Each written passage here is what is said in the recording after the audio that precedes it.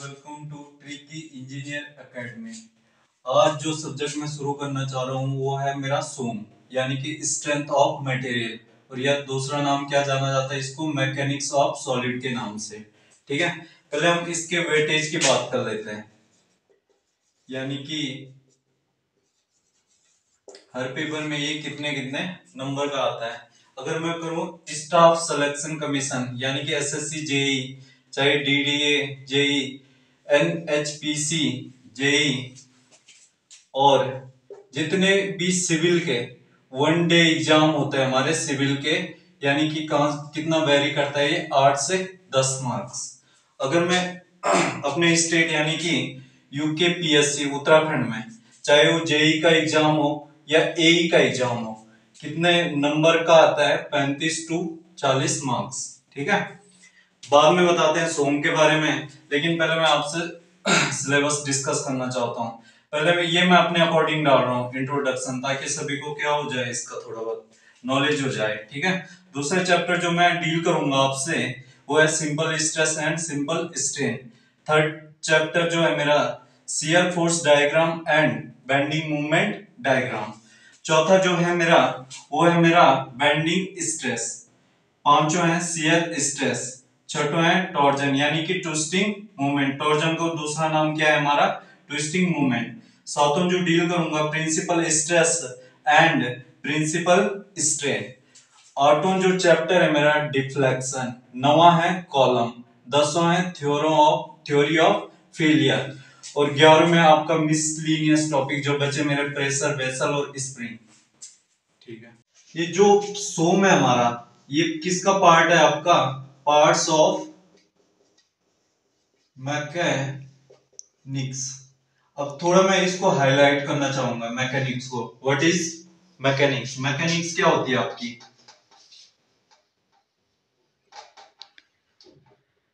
क्या होती है, थोड़ा लिखने दो मेरे को। ठीक है, it is a branch of physics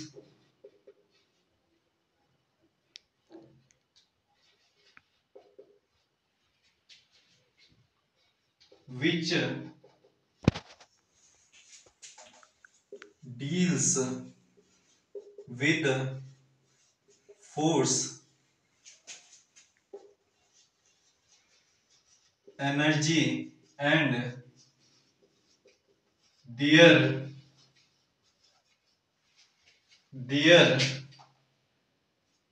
effect of different type of solid body. मतलब कहने का मतलब है जो ये मैकेनिक्स यानी कि इसको क्या बोलते हैं हम, यांत्रिकी। जो ये यांत्रिकी होती है ये एक फिजिक्स की क्या है, हमारी एक शाखा है जो डील्स करती है फोर्स का किसी बॉडी पे। अगर हम फोर्स लगाएंगे या एनर्जी, उसका इफेक्ट क्या होगा, different type of solid body. अब जो ये सॉलिड बॉडी है हमारी, ये 3 टाइप्स की होती है। एक होती है हमारी रिजिड बॉडी, दूसरी होती है हमारी डिफॉर्मेबल बॉडी, और तीसरी होती है हमारी फ्लूइड्स। जो ये सॉलिड बॉडी है हमारी, एक तो क्या होती है आपकी रिजिड बॉडी होती है, और एक होती है हमारी सॉलिड बॉडी होती है, और एक होती है फ्लूइड होती है। फ्लूइड के जो कैटेगरी में रखा जाता है, एक तो क्या आता है इसके कैटेगरी में, लिक्विड आता है और गैस आता है। ठीक है, ये जो सॉलिड बॉडी है, अभी तो बताया था मैंने कितने पार्ट में डिवाइड किया मैंने। एक किया मैंने रिजिड बॉडी, दूसरा किया मैंने डिफॉर्मेबल बॉडी, और तीसरा किया मैंने फ्लूइड। और ये सब अपने आप में एक एक सब्जेक्ट है। फर्स्ट में जैसे मैंने ये एक बॉडी लिया, अभी मैंने इस पे क्या नहीं लगाया है, बिफोर लोडिंग से पहले एक बॉडी है जिसकी, जैसे मैंने 2 पॉइंट ले लिया 1 और 2, जिसके बीच की डिस्टेंस क्या है मेरी L, और ये है मेरा आफ्टर लोडिंग। तो क्या हो गया मेरा, ये डिस्टेंस क्या हो गया 1 की जगह 1 डैश, 2 की जगह 2 डैश और डिस्टेंस L की जगह L डैश। जब मेरे इस पे क्या आ गया, मेरा लोड लगाया, मैंने क्या लगाया, लोड लगाया। तो जब मैं रिजिड बॉडी की बात करूंगा तो ये जो L है ना वो L डैश के क्या होगा, मेरा इक्वल होगा, यानी कि इस पे कोई फर्क नहीं पड़ेगा। ठीक है, तो relative position between two point does not change under the action of external force या लोड के कारण इस बॉडी पे क्या नहीं पड़ेगा, कोई मेरा इफेक्ट देखने को नहीं मिलेगा। ये बॉडी वैसे के वैसे मिलेगी आपको। ठीक है, वो शेप जैसे पहले था, और चाहे शेप हो या साइज हो, सेम टू सेम वैसे देखने को मिलेगा। ठीक है, और इसमें बॉडी क्या नहीं रहती मेरी, इक्विलिब्रियम कंडीशन में नहीं रहती है। तो एफ सम ऑफ जितने भी हॉरिजॉन्टल फोर्स लगाएंगे हम, उसका सम क्या नहीं होगा, जीरो के इक्वल नहीं होगा।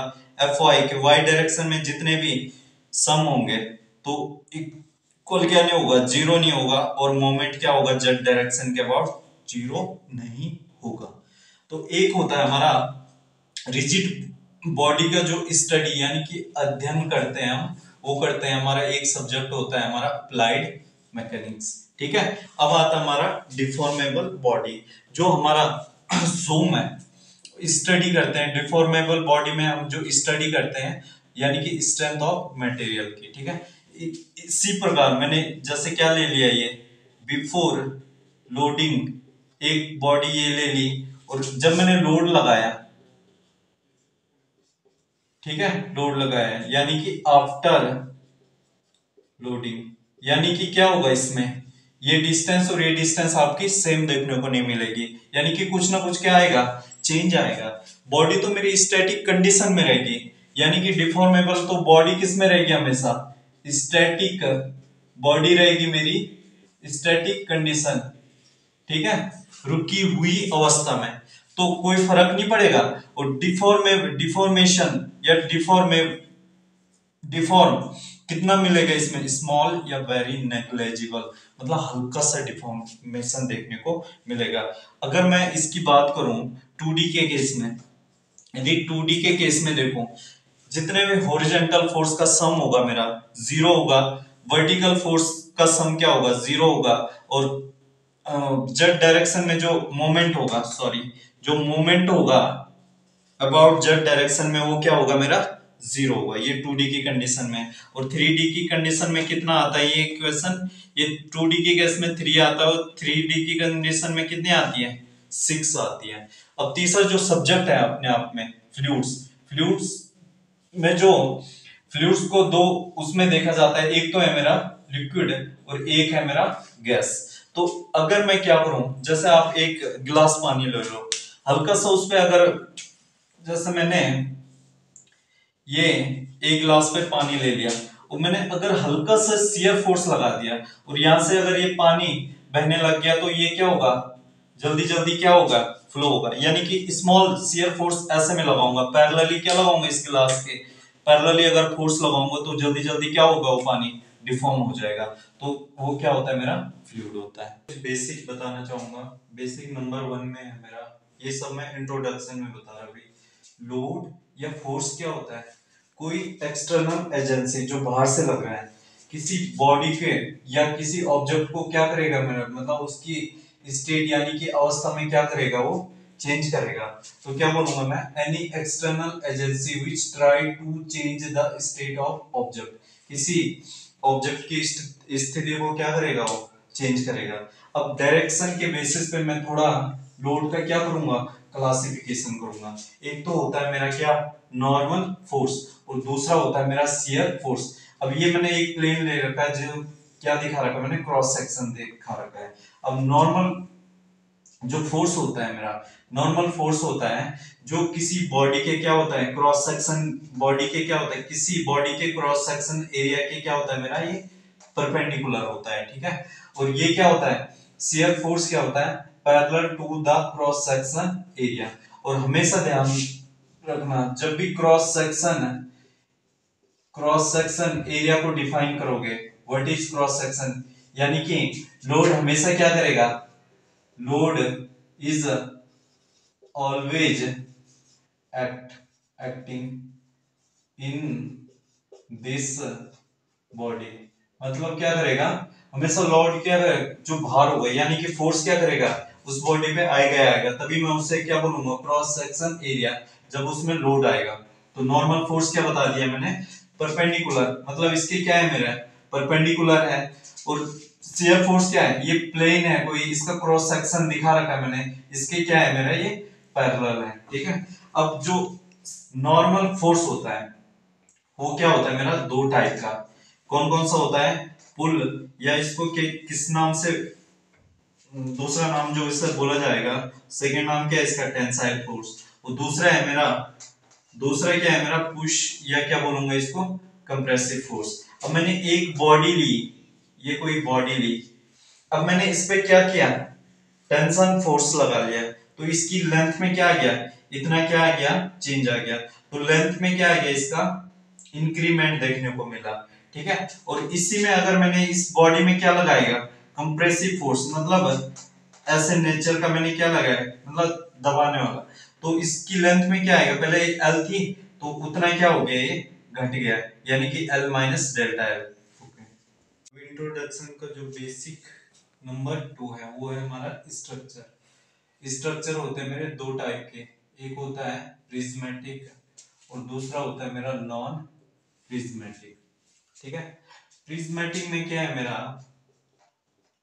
जैसे सिलिंड्रिकल बाल लिया मैंने, तो इसका जो क्रॉस सेक्शन यहाँ पे इधर इधर इधर इधर मतलब सेम देखने को मिल रहा है, तो मैं डिफाइन कैसे करूंगा इसको, cross section area remain same through out the length, मतलब यहां तक जो ये लेंथ है, आपको इसका क्रॉस सेक्शन क्या देखने को मिलेगा, एकदम समान देखने को मिलेगा, एक समान देखने को, यानी कि यूनिफॉर्म देखने को मिलेगा।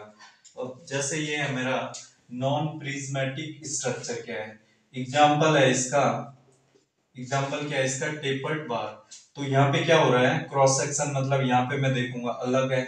अगर मैंने इसका डाया क्या लिया, D1, तो इसका डाया क्या होगा आपका, D2। मतलब जैसे जैसे मैं एक किनारे से शुरुआत करूंगा और यहाँ D2 तक जाऊंगा, इस होल लेंथ में, तो मेरा क्रॉस सेक्शन क्या हो रहा है बेटा, चेंज हो रहा है, ठीक है। तो आगे एक है मेरा नॉन प्रिज्मेटिक बार, और इसका क्या है, होल का डाया क्या देखने को मिलेगा आपको, D देखने को मिलेगा। एग्जांपल ले लिया मैंने इसका, सिलेंडर। अब बेसिक नंबर 3 जो है, कभी कभी किसी को बच्चे को क्या होता है, लॉन्गिट्यूडनल एक्सिस या लेटरल एक्सिस में क्या आती है, दिक्कत आती है। तो आज के बाद किसी को दिक्कत नहीं आएगी। ये मैंने क्या बना दिया, एक बार ले लिया मैंने, क्या ले लिया, एक बार ले लिया, ठीक है। अब मैंने इसका क्या है, एक्स एक्सिस भी बना दी, वाई एक्सिस भी बना दी, और जेड एक्सिस भी क्या कर दिया, डिफाइन कर दिया। अगर मैं फोर्स एक्स डायरेक्शन में लगाता हूं, कहां पे लगाता हूं, एक्स डायरेक्शन में अगर मैं फोर्स लगाऊंगा, तो जो वो वाली एक्स, जैसे मैंने एक्स डायरेक्शन में क्या लगाया, फोर्स लगाया, तो उस डायरेक्शन वाली एक्सिस क्या कहलाएगी मेरी, लॉन्गिट्यूडनल एक्सिस, या इसको क्या बोलते हैं हिंदी में, अनुदैर्ध्य अक्ष बोलते हैं, ठीक है। तो दूसरी है, अब मैंने एक्स डायरेक्शन में तो लगा लिया फोर्स, तो वो वाली डायरेक्शन क्या हो गई मेरी, लॉन्गिट्यूडनल एक्सिस होगी। बाकी जो वाई और जेड बचा मेरा, जैसे इस केस में लेटरल एक्सिस कौन सी है, वाई, जेड एक्सिस क्या है मेरी, लेटरल एक्सिस।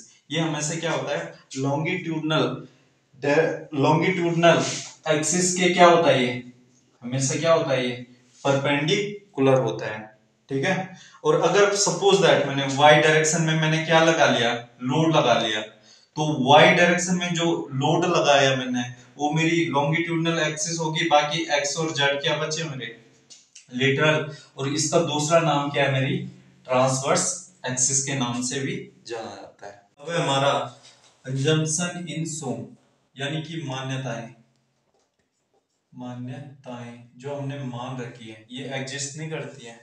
फील्ड कागजी काम अलग होता है और फील्ड वर्क अलग होता है, ठीक है, बट मान रखी है, ठीक है। नॉट एग्जिस्ट, बट क्या कर लेते हैं हम इसको, अज्यूम कर लेते हैं। फर्स्ट जो अजम्पशन है हमारा, फर्स्ट जो मान्यता है सोम की, क्या मान रखा, जो मटेरियल है हमारा, क्या है हमारा, मटेरियल इज डिफॉर्मेबल। सोम है हमारा स्टैटिक कंडीशन में, मतलब क्या करेगा, इक्विलिब्रियम कंडीशन सेटिस्फाई करेगी। ठीक है, डिफॉर्मेबल होगा लेकिन नेग्लिजिबल क्या मिलेगा इसमें, चेंज देखने को मिलेगा। ठीक है, एंड कंटिन्यूअस, कंटिन्यूअस का मतलब होगा उसमें कोई क्रैक यानी कि कोई दरारें क्या नहीं होगी, देखने को नहीं मिलेगी। दूसरा है वेरी वेरी इंपॉर्टेंट, इसीलिए मैंने इस पे कितना स्टार लगा रखा है, 3 स्टार लगा रखा है। मैंने क्या बोल रखा है, मटेरियल, मटेरियल इज होमोजीनियस, मतलब मटेरियल क्या होना चाहिए मेरा, एक समान होना चाहिए, और तथा आइसोट्रोपिक और समदैशिक होना चाहिए। अभी आपको पता ही नहीं होगा कि होमोजीनियस क्या होता है और आइसोट्रोपिक क्या होता है। फर्स्ट जो डिफाइन करूंगा मैं आपके साथ वो ये है कि होमोजीनियस क्या होता है, यानी कि समांगता क्या होती है, मटेरियल की समांगता क्या होती है।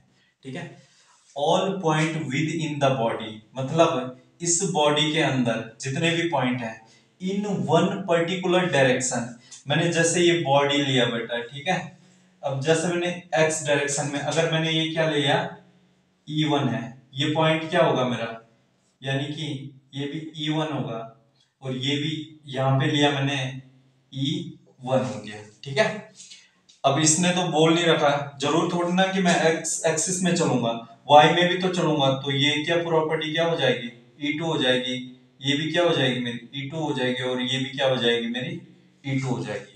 ठीक है, बट पहले से बना रखा, मेरे पास स्पेस कम है इसीलिए समझाने के लिए बोल रहा हूं, आगे ये समझ में, मतलब किसी भी पर्टिकुलर डायरेक्शन में जो इलास्टिक प्रॉपर्टी होगी मेरी वो क्या होगी, मेरी सेम होगी। आगे होमोजेनियस का मतलब। दूसरा है मेरा आइसोट्रोपिक, ये पता नहीं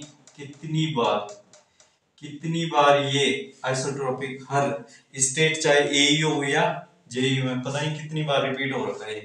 तो ये क्या है, सम, आइसो का मतलब क्या होता है, समान, क्या होता है, समान यानी कि सेम, और ट्रॉपिक का मतलब होता है आपका डायरेक्शन। अब आप समझ ही गए होंगे इसका मतलब क्या होता है, at any point within the body in all the direction elastic property of material is same, किसी भी डायरेक्शन में, जैसे मैंने ये बॉडी बना दी यहाँ पे, ठीक है, मैंने अगर ये डायरेक्शन किसी भी डायरेक्शन में E, तो यहाँ भी E होगा, यहाँ भी E1 होगा, यहाँ भी E1 होगा, यहाँ भी E1 होगा, मतलब इस पॉइंट पे elastic property E1 E1 E1 E1 E1। दूसरा पॉइंट लिया मैंने किसी भी डायरेक्शन में, अगर यहाँ पे इलास्टिक प्रॉपर्टी E2 है मेरी, तो इस डायरेक्शन में भी E2 होगा, इसमें भी E2 होगा, और इसमें भी E2, और इसमें भी क्या होगा, मतलब हर पर्टिकुलर डायरेक्शन में क्या होगी इलास्टिक, चाहे मैं कोई सा भी पॉइंट लूं पर्टिकुलर डायरेक्शन में मेरी इलास्टिक प्रॉपर्टी क्या होगी, सेम होगी। अब बोला मैंने समांगता यानी कि होमोजेनियस, और दूसरे क्या बोला मैंने, आइसोट्रोपिक बोला। ठीक है, जब ये दोनों मिल जाएंगे तब चाहे मैं कोई सा भी पॉइंट लूं किसी भी डायरेक्शन में, चाहे यहां पे लूं यहां पे लूं, हर जगह इलास्टिक प्रॉपर्टी क्या होगी मेरी, सेम होगी।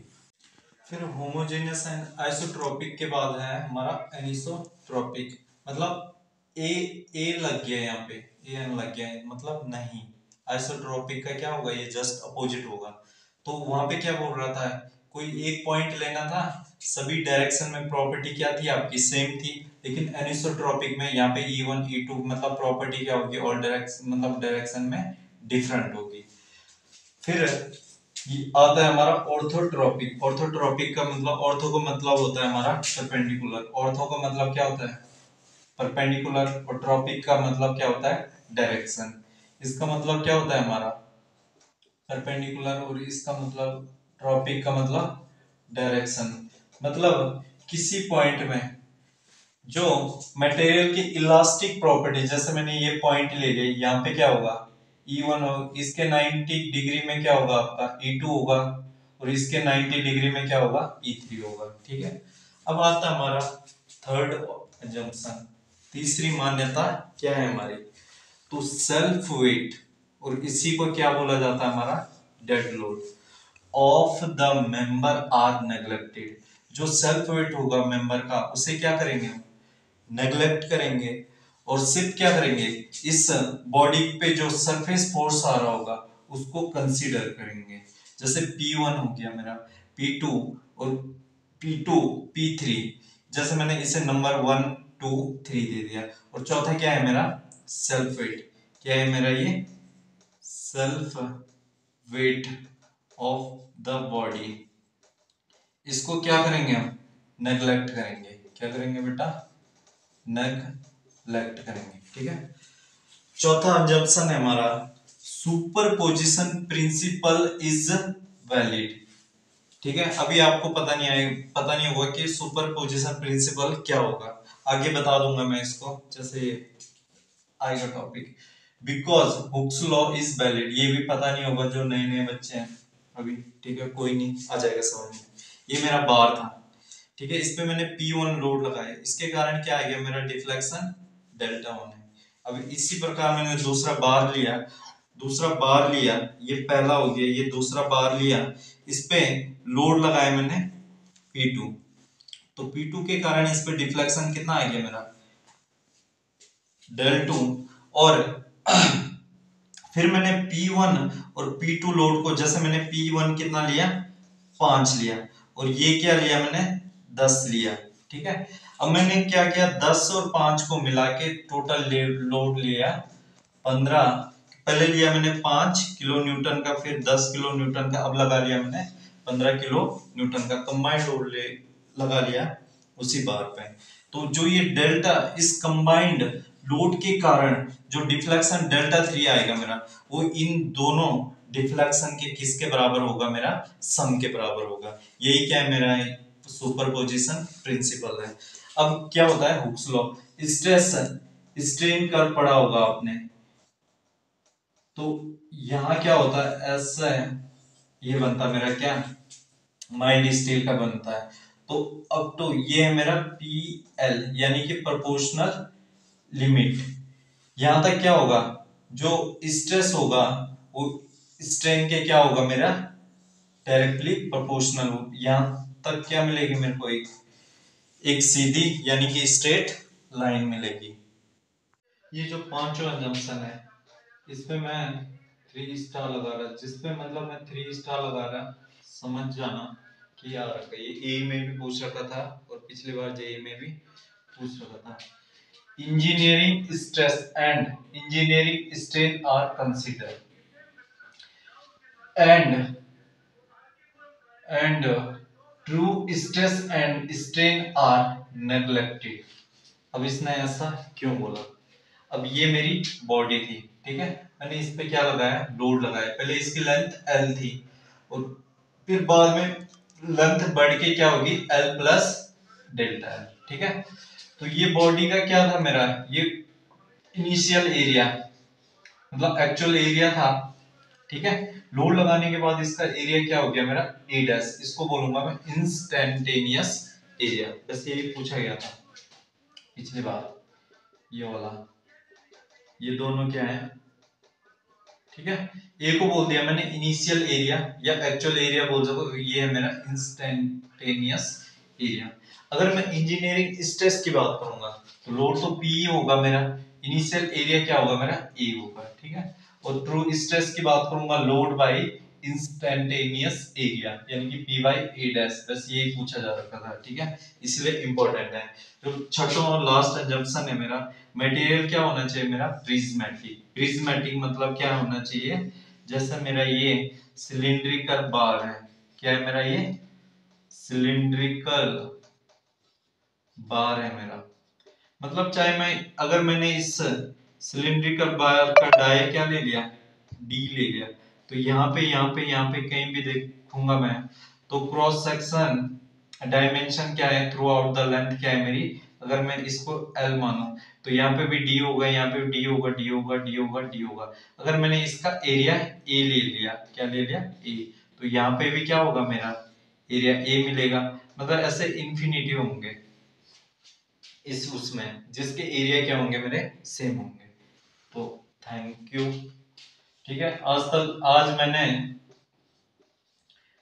आपको सिंपल इंट्रोडक्शन का क्या दे दिया है, इसका जो सोम का मतलब जो छोटी मोटी चीज आनी चाहिए। ठीक है, और बाद बाकी पसंद आए हो तो लाइक कर देना।